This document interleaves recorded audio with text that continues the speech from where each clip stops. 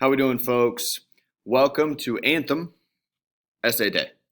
And I know several of you probably don't enjoy writing essays, but what I want to do for you here, I want to make it very, very clear regarding the expectations, as well as I almost want to help you set this essay up so you have no questions regarding how to do so.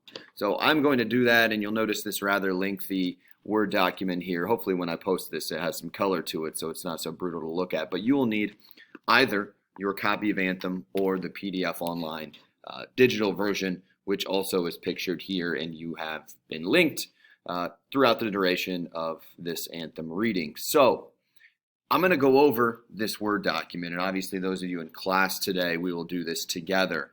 But I wanted to try to make this as stress-free as I could for you because the expectations here are pretty high. So I am going to kind of just read over this Word document, maybe expound upon it a little bit, and just try to make it very clear what is expected of you, hopefully to ease a little bit of your stress regarding this essay process. So here we go. As we read through the novel, we noticed that characters were given a word and some combination of 5 numbers. The numbers may not mean much, but the words do. So Ayn Rand, author of Anthem, intentionally and purposefully assigns names to characters in this novella. Each is assigned, again, for a specific reason that I think you will understand here just momentarily. Names in the story, we know how those are created. Your task is you are going to pick any 3 characters, and just as a heads up, I would look in chapters 1 and 7 for character names. These characters do not have to be major characters whatsoever. They can even, in some cases, just be mentioned once because you are just asking, why is that name given based on what we know about this society? I'll go over some examples here in just a second. So here's some questions as you're selecting characters to kind of think about. What is the character's name, first of all? That would be something that I would certainly mention as you start out that character's paragraph. You're going to pick 3. What do I know about this character? So if we are looking at specifically Liberty 53000 or Equality 72521, we know quite a bit about those individuals because they are major characters. In most other situations, we're not going to know a ton about those characters if you're diving into some of the more minor characters, and that's okay. What does the dictionary definition mean? That is going to be a question that I think you will probably want to get into a little bit. Next up, how does this name relate to the story? And again, I'll give you some examples here in just a little bit. Why would Ayn Rand give this character this name? Again, based on this society in which the story takes place. What lessons can we learn from this character? I think that's a question you could certainly dive into and will help you with the so what in your conclusion as well. How does this character's name relate to his or her society? So these questions are just to help you. They're to guide you in your analysis. Really, all you're doing is trying to decide why that name is used. Don't try to answer all of those questions. Some may or may not apply to the characters that you choose. Some character examples. Again, I would take a look at chapters 1 and 7 to find these. In chapter 1, we're introduced to Liberty 53000, Equality 72521, and some of his friends, Union something and International something. So think about, for instance, what the word liberty means. Liberty means freedom. What can you say about this society based on the fact that Equality's lady, the golden one, her given name is Liberty 53000? Are the people free? Right? What can you say about that? Think about equality. What does it mean to be equal? Does the society present situations where everyone is equal? What do you think about that?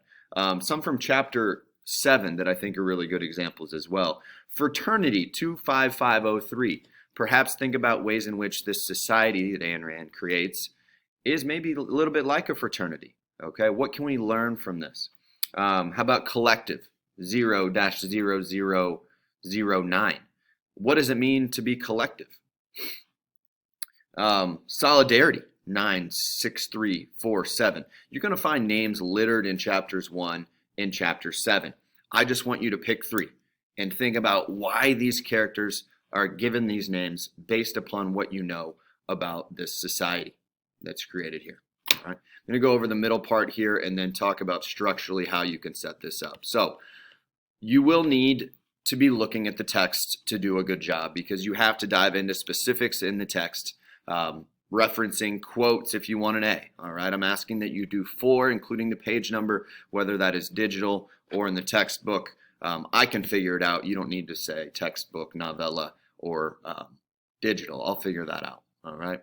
So you will need the text to do a nice job. An effective essay should provide textual evidence to support claims. We've already talked a lot about this, even virtually this year. Writing in detail, writing analytically, providing textual evidence. If I had $1 for every time I said textual evidence, I would have many dollars more than what I have. This should be structured as a 5-paragraph essay. So we're going intro, body, body, body, conclusion. We'll set this up here below. An A paper is going to include 4 quotes from the text somewhere in there. All right, so think maybe 1 per body paragraph and just 1 in either the introduction or the conclusion. We'll also clearly connect names to themes or morals presented in the story and maintain a writing style that flows throughout the essay. Generic stuff. Additionally, you should have a thesis statement, and this is very important because we want to write thesis statements that drive our entire essay. I'm going to show you what that looks like here below. So if you would like assistance, take a look. I've kind of set this up for you here. So your first paragraph is your introduction. Some things you should probably do. Focus on the society. Focus on maybe Equality 72521, the society in which he lives, and the struggles that are presented by this dystopian society. Maybe even mention the word dystopian. Starting with the author's name is also a pretty good approach. And then you will end, right, that introduction with a statement something like this. And if you just want to use this exactly, feel free. In Ayn Rand's dystopian novella Anthem, character names are assigned as reflections of the society presented. I think we would agree once we dived into those names. That's accurate. 3 characters whose names stress the structure and happenings of the society are blank, blank, and blank. Once you've written this statement, the rest of your essay becomes very, very easy for you organizationally because that first blank will just become body paragraph 1. In other words, paragraph 2. The second blank will become your second character you are going to analyze. And again, you may select whichever characters you would like. Your third blank then becomes paragraph 4. If you can learn to write a thesis statement in this manner, you can do this through college. They'll just be a little bit spicier. And then lastly, because I know, and we'll talk about this in class, especially if we ever physically get here, that writing conclusions can be kind of tough. So what I like to compare this to is, let's say you're climbing a mountain and we're reading your essay. You have 2 choices, right? You can cause your reader to fall off, or you can just let him kind of hover up there and think about what you've done. So here are the 3 steps that you can follow all the time in your conclusion. 1, restate the thesis. Try to reword it a little bit. Mention those 3 characters once again. Synthesize, which means summarize the main arguments presented above. Think of this as kind of a recap.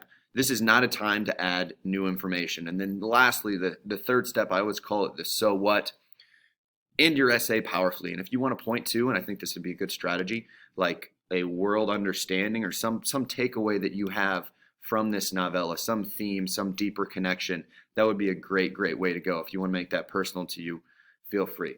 So if you are in class today or tomorrow, you have the entire block in class. I will help with this process as well.